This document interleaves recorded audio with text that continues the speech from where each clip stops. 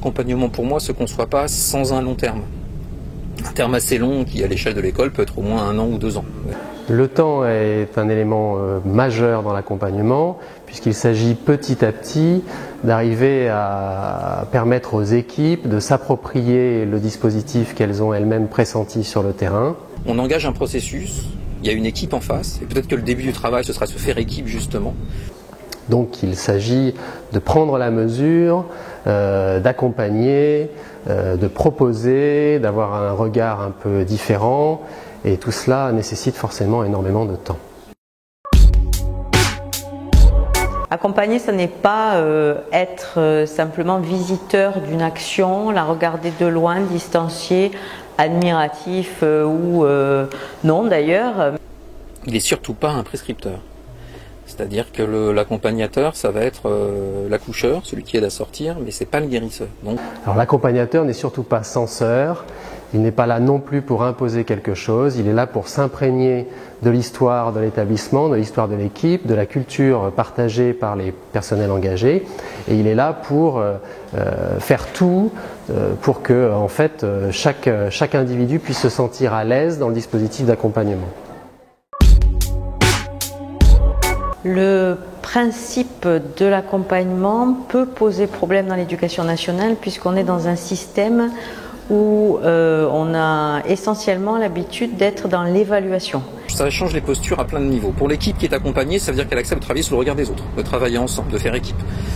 Ça veut dire qu'il doit y avoir une cohérence entre ce qu'elle imagine dans son travail d'équipe et ce qu'elle transmet aux élèves. Donc il faut qu'il y ait une congruence entre les différents niveaux. Ce n'est pas toujours quelque chose d'évident. Qui dit évaluation dit un moment précis, venue ponctuelle, très espacée dans le temps. Pour l'accompagnateur, la difficulté, elle est justement de sortir de l'expertise, d'être au service d'une technique et du projet, et d'être cette technique au service du projet. C'est pour ça que je pense que la logique d'accompagnement est assez problématique pour l'éducation nationale et qu'il faut changer de perspective pour envisager non pas l'évaluation, mais le développement professionnel.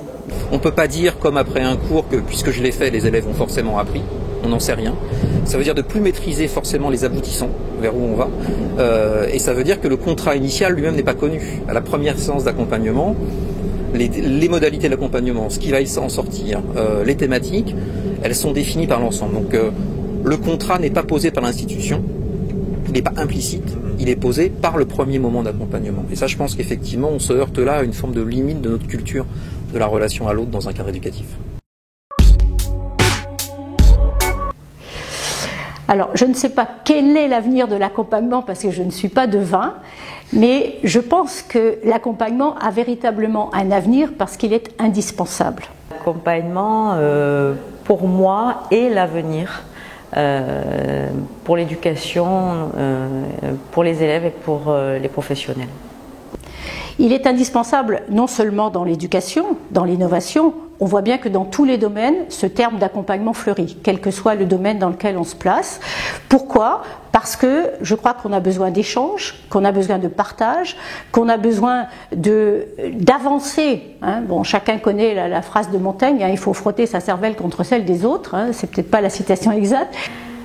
Parce qu'on ne peut pas continuer à souffrir d'enfermement, de cloisonnement, et parce qu'on a besoin de pouvoir avancer ensemble et de pouvoir avoir confiance en soi et en l'autre, et l'accompagnement permet ça.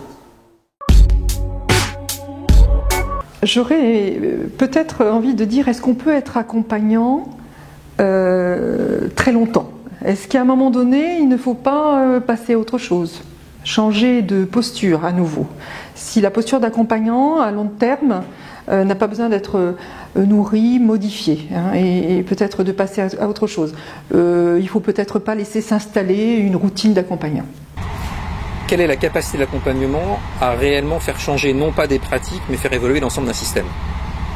C'est-à-dire qu'à un moment donné, si on cherche des leviers, on sait bien que ça passera plus là par des grandes réformes massives ou par des effets généraux, et donc on doit être à la recherche de leviers, de choses qui sont somme toute minimes mais peuvent avoir des effets assez majeurs. Est-ce que l'accompagnement est réellement un levier pour changer le système. Est-ce qu'il peut être réellement généralisé, compte tenu des conditions qu'on a données, c'est-à-dire leur rencontre, la disponibilité, les spécificités? Je le pense réellement opérationnel au niveau d'une équipe. Je crois vraiment, pour des tas de raisons. Parce qu'il est ancré, parce qu'il correspond à des gens qui travaillent entre eux, parce qu'il y a la notion de temps qui existe, qui n'existe pas ailleurs. Néanmoins, est-ce que ça peut être un vecteur de transformation du système éducatif? Je sais pas, c'est une question.